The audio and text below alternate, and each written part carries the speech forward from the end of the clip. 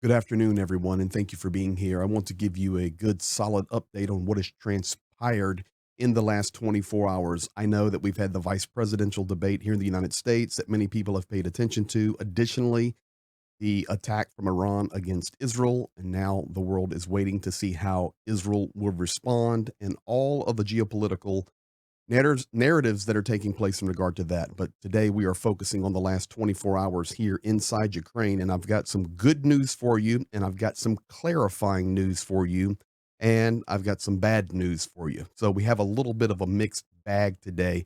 And I want to thank you for all that you do and for being here. Thank you for continuing to like and to leave comments, to subscribe, turn the notification bell on, and please share the video with others so that together we can stand and support Ukraine. Hope you guys are doing well wherever you are at. Let's jump right in. Good news. Many times Ukraine is accused, especially in the United States with the MAGA movement, of not taking care of themselves, but basically being paupers, running around the world and begging. I can even remember it was just last week that Donald Trump made the statement that Zelensky is the best salesman in the world. Every time he comes to the United States, he walks away with $60 billion.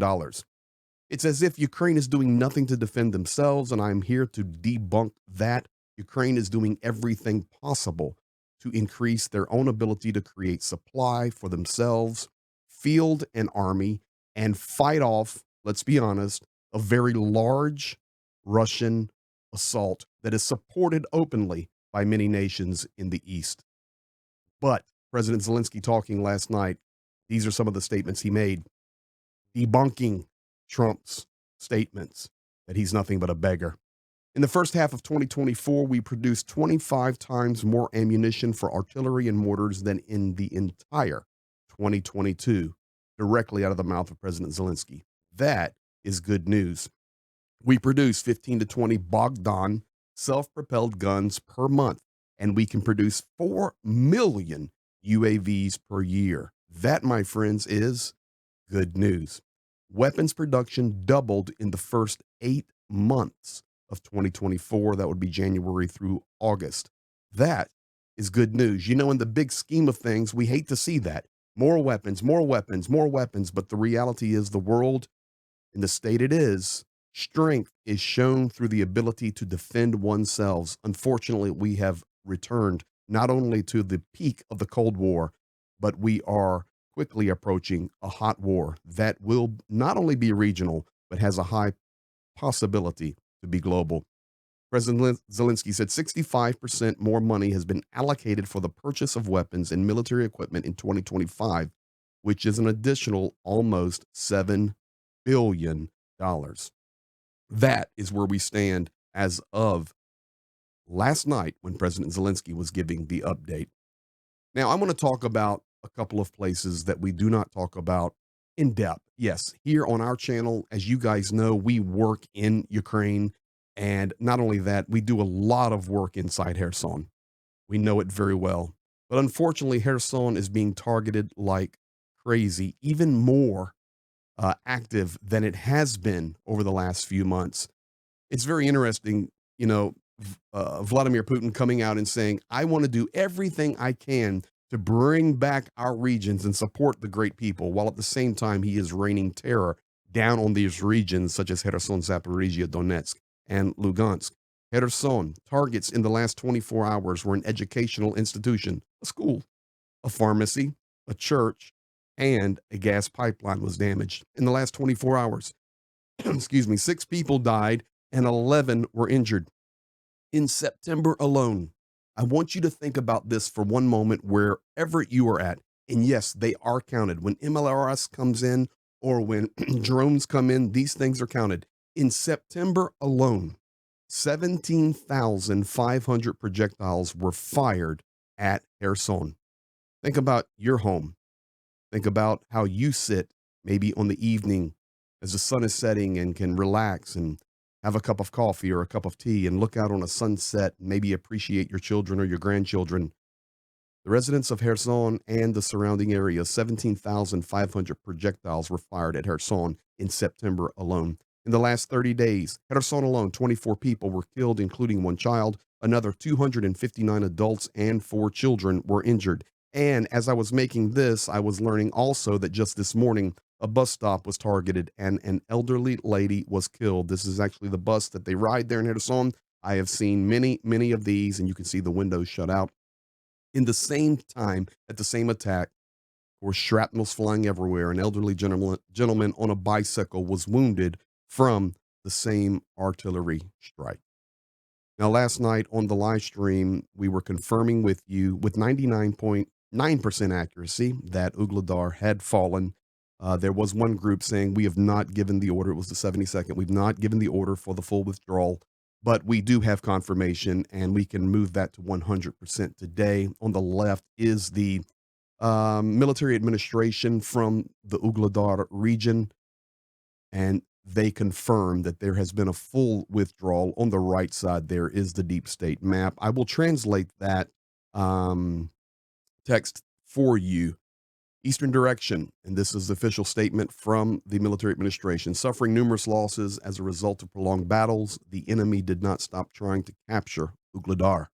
In an effort to take control of the city at any cost, he managed to direct the reserves to carry out flanking attacks, which exhausted the defense of the units of the armed forces of Ukraine. As a result of the enemy's actions, the encirclement of the city was threatened.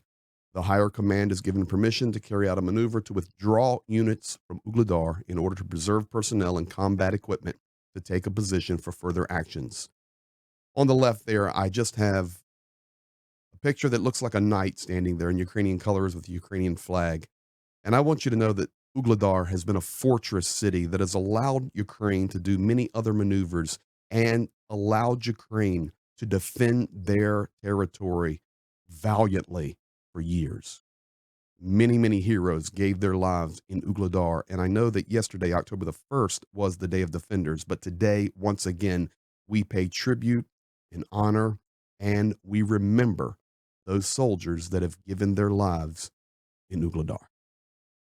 You may wonder, what does Vuhledar look like right now? Just received this video in about 30 minutes ago. Here is Vuhledar.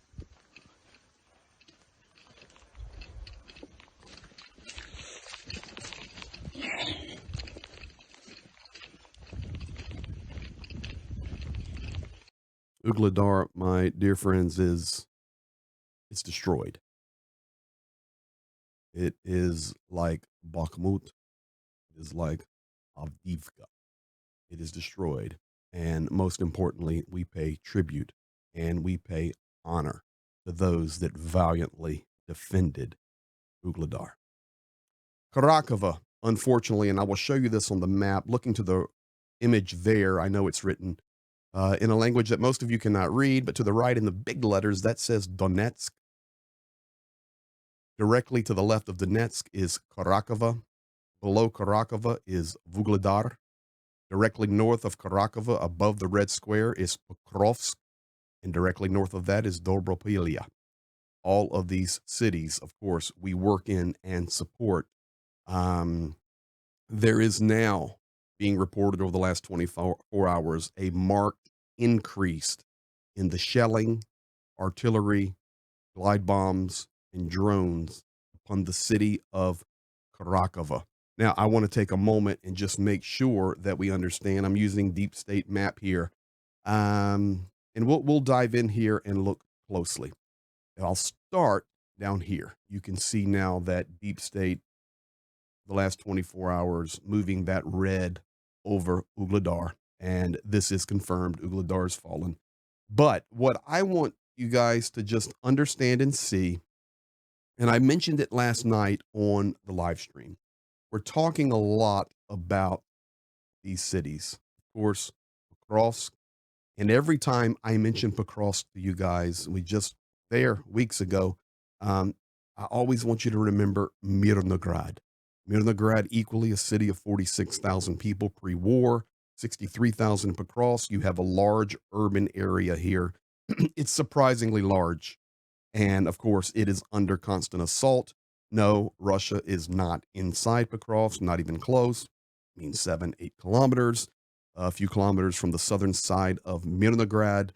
Physically not in there, but physically they are destroying Pokrovsk and Mirnograd, much like you just saw in the video there of Vuhledar. much like you have seen in months and years past of Bakhmut and Avdiivka. Now, the other towns here, Dobropilia on the north, come straight down south, it's Pokrovsk. You come straight down and you come to the fortress town of Kurakhove, and then straight down. And of course, this is Vuhledar. But right now, I want to focus on Kurakhove under intense assault. And there has been a very noticeable increase in the amount of shelling. They now will attempt to level Kurakhove to the ground, create positions that are impossible to be defended. And as Vuhledar was and is important, Kurakhove is very important as well. You're talking about supply lines. If we look just closely at Kurakhove here, um, in fact, let me just flip this over for you guys to a satellite image here. Sometimes it's easier to identify range with the satellite, but Kurakhove is along the river here. This is Kurakhove. And you can see where the red line is. Confirmed. It's getting closer. Now, this would be difficult to come through the field here, but there is an access road here. There is a bridge here. I do not know if that bridge is still there or not. My guess is no, but I cannot confirm that. Maybe I can find that out. And then you have the main access road coming in here and the southern access road coming in here. It shows how important logistically that Kurakhove is. Now, you may be sitting there and watching this update and getting educated today, and you say, well, how far is that, Greg? Well, let's just go from here to the outside of Kurakhove, 3.5 kilometers. Okay, that's nothing. Nothing. Let's take a peek from this confirmed positions to the center of Kurakhove. Center of Kurakhove right there, 7.3 kilometers to the center of Kurakhove. So, as we have been talking about Vuhledar, as we continue to talk about Pokrovsk, for sure, we will now be focusing on the city, the town, the fortress, the heroes that are there in Kurakhove. We cannot ignore that city. It is obvious that there is a marked increase. Think about it logically. The shells and artillery that was raining on Vuhledar doesn't have to rain on Vuhledar anymore. Now they will rain on Kurakhove. And that is why what I shared with you at the beginning, the good news of President Zelensky saying, we are producing more, we are producing more. And he didn't say this, but I say this. We need the world to step it up and get supply to us so that we can defend these places. We need to be able to respond tit for tat, not 10 to 1, not 5 to 1, not 3 to 1. But if it's 10, it needs to be 10 to 10. Of course, math, we can just say it needs to be 1 to 1. Or wouldn't it be great if Ukraine had an advantage? Now, moving on. Vovchansk, I need to put down a rumor. There's a rumor floating around social media. It's on different platforms. It's on Twitter. It's out there everywhere that Russia dropped a ODAB 9000 vacuum bomb. The right is the actual picture of the video. I'm not showing the video because I don't want my video to be taken down. It's kind of getting crazy what you can share and not share right now and trying to dance around that. But that is a still image out of the detonation of this bomb. For a few hours, it was running around that Russia had tested and dropped on Vovchansk a 44,000 kilogram ODAB 9000 bomb in Vovchansk. Folks, that is not true. I am debunking it. It is debunked by Ukraine. And I will even tell you, Russia has stated we did not drop an ODAB 9000.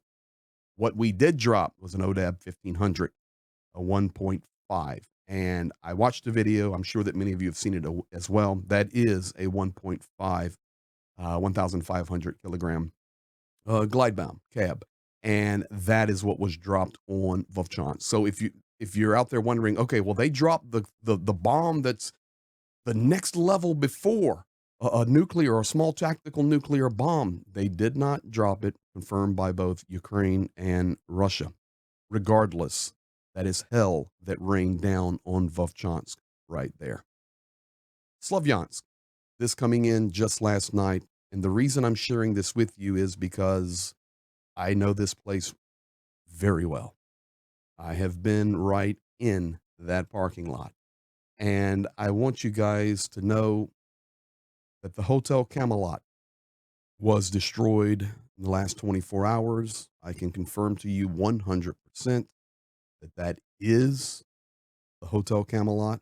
I've been in that parking lot, been at that building. Um, I will show it to you now. Let me go here. And what you're looking at is just so you understand. I know a lot of names here, but here's Kramatorsk, here's Slavyansk. This is the main road coming down from Izum that goes to Bakhmut. This is the region we're looking at here. And I want to be on the satellite for a reason. Sometimes it's harder to see. But if I come into Slavyansk here, and this is the main road here, I will draw it for you right here. This is the road that goes to Bakhmut. And then this is the what we call the loop road that hooks around, goes through Slavyansk, and that direction goes towards Kramatorsk, Druzhkivka, and Konstantinivka. And if you go past that, guys, just so you understand, you would head right around to Mirnograd and Pokrovsk. That's how all of these towns are connected. But I want to show you, and I will go back and show you the picture. But right on this side of Slavyansk, on the outside, there is the gas station, of course. Not showing anything. This is not private information or OPSEC. This is legit information. Right here on the outside of Slavyansk, between Slavyansk and Kramatorsk, is where this happened. The gas station here, and you come right here, and this is the Hotel Camelot. And here you can see the spires on the building. There's one on this side, and then this is the face. And I can tell you, up until this was destroyed over the last 24 hours, there have been many people that stay at this hotel. And I will tell you right now, and you guys know how much we run and gun in Ukraine. So one last time, and I'll go back to the still image. You can see it there very clearly. And if I come back to the news there, it's obvious. The Hotel Slavyansk has been destroyed. I will tell you that Jane and I, going past this building many times, I need to um, compliment my friend and partner. He told me point blank. He says, Greg, you and I will never stay in the Hotel Camelot. We stay with our military buddies. We stay in places. I would rather stay on the zero line in a bunker than stay in the Hotel Camelot, because there will come a day when Russia will destroy it. And what you need to understand is, here's some information you won't get anywhere else. There is another Hotel Camelot that is between Mykolaiv and Kherson, and Russia destroyed it, and it's the same property, completely destroyed. And Zhenya said, you remember, Greg, the Camelot there in Kherson and Mykolaiv? I said, of course. He goes, this is the sister. This is the sister one. They will destroy it. It may not be today. It may not be tomorrow, but they will destroy it. This is how they function and how they operate. They will not leave one Camelot standing. Today, we can report that that Camelot was destroyed. I do not have a report who was in it, if there are injuries or Ukrainians that have lost their lives, but I can tell you it is destroyed. But I just want to share that because we really do our best to stay safe there. We evaluate locations. We work with our military partners and advisors and security services. We do our best to stay alive. And unfortunately, I have to report that that hotel has been destroyed there between Slavyansk and Kramatorsk. Guys, once again, I want to thank you. Thank you for being here. Thank you for liking, commenting, subscribing, turning the notification bell on, and sharing this with your friends. Thanks to all of our partners. Thanks to everybody that helps us support Ukraine.